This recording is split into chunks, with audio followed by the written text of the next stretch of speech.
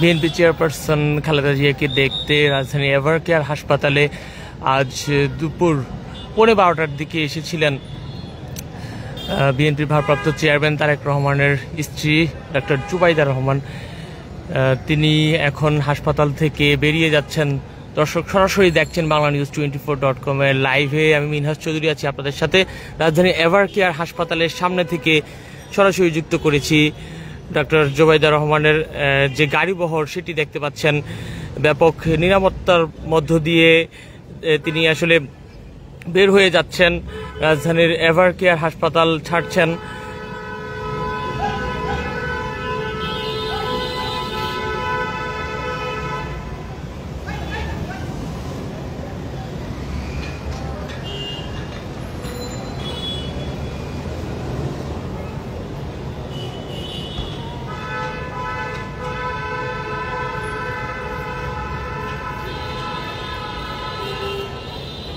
রাজধানী এভারকেয়ার হাসপাতাল থেকে মাত্রই বেরিয়ে গেলেন বিএনপির ভারপ্রাপ্ত চেয়ারম্যান তারেক রহমানের স্ত্রী ডক্টর জুবাইদা রহমান। তিনি মাত্রই বের হয়ে গেলেন।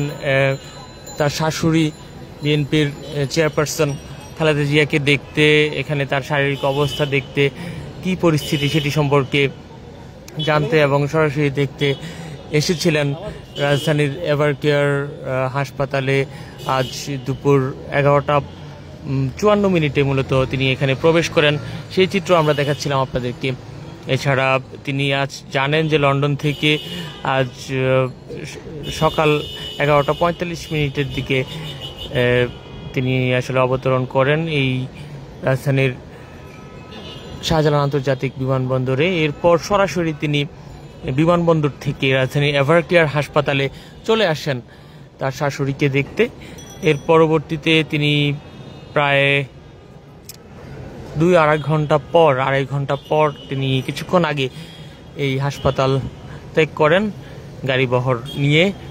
ব্যাপক নিরাপত্তার মধ্যে দিয়ে আশেপাশে আপনারা দেখতেই পাচ্ছেন যে বিভিন্ন উৎসুক জনতা সহ দলের বিভিন্ন স্থান থেকে আসা কর্মীরা তারা এখানে অপেক্ষা করছিলেন। আপনারা জানেন বিএনপি চেয়ারপারসন খালেদা জিয়াকে দেশের বাইরে উন্নত চিকিৎসার জন্য আজ ভোরে আসলে দেশের বাইরে অথবা গতকাল মধ্যরাতের পর দেশের বাইরে পাঠানোর কথা, কিন্তু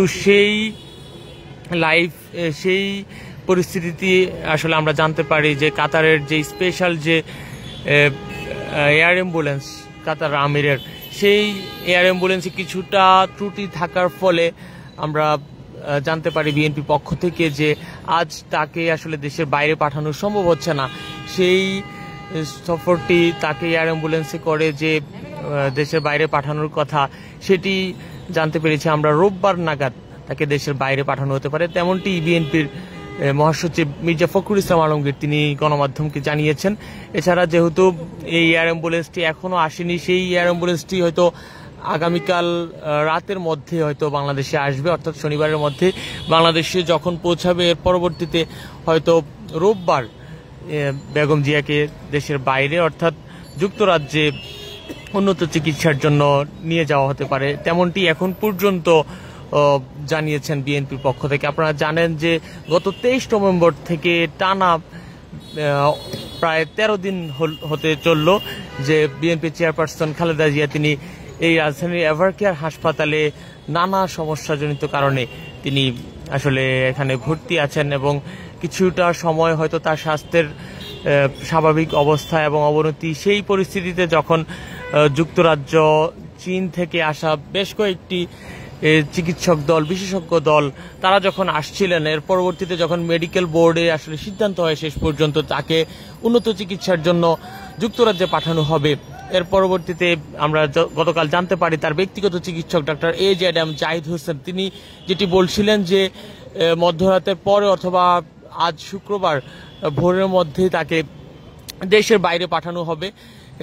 তেমন পরিস্থিতিতে শেষ পর্যন্ত যখন কাতার এয়ার অ্যাম্বুলেন্সের যে যান্ত্রিক ত্রুটি হয় সেটির ফলে এখন পর্যন্ত যে আপডেট সেটি হচ্ছে এই কাতার এয়ার অ্যাম্বুলেন্সটি সেটি আগামীকাল বাংলাদেশে আসতে পারে, এর পরবর্তীতে হয়তো রোববার বাংলাদেশ থেকে তাকে এয়ার অ্যাম্বুলেন্সের মাধ্যমে আসলে দেশের বাইরে পাঠানো হবে, তেমনটাই এখন পর্যন্ত জানা গেছে। এবং সবশেষ যে আপডেট সেটি হচ্ছে বিএনপি ভারপ্রাপ্ত চেয়ারম্যান তারেক রহমানের স্ত্রী ডাক্তার জুবাইদুর রহমান, তিনি কিছুক্ষণ আগে এভারকেয়ার হাসপাতাল থেকে আসলে চলে গেলেন তার শাশুড়িকে দেখে, যিনি 11:54 এখানে এসেছিলেন, সরাসরি লন্ডন থেকে বাংলাদেশে অবতরণ করার পরেই সরাসরি এসেছিলেন। তো এই ছিল মূলত আমার কাছে এখন পর্যন্ত সর্বশেষ। পরবর্তীতে আপনাদেরকে আবারও জানিয়ে দিব যে খালেদা জিয়ার শারীরিক অবস্থার কি আপডেট এবং তার বিদেশ যাওয়া নিয়ে সর্বশেষ। আমি মিনহাস চৌধুরী ছিলাম আপনাদের সাথে।